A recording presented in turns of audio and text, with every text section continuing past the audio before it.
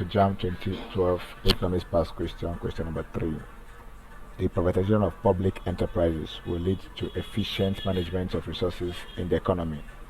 This statement can best be described as option A says normative reasoning, option B says inductive reasoning, option C says deductive reasoning, option D says positive reasoning. Positive reasoning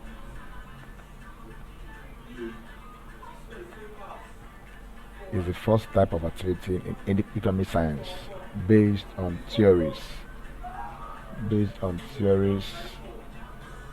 and evidence.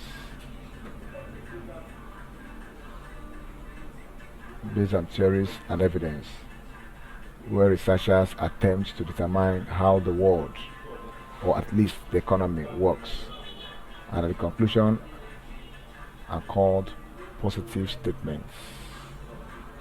The conclusions are called positive statements. So therefore option D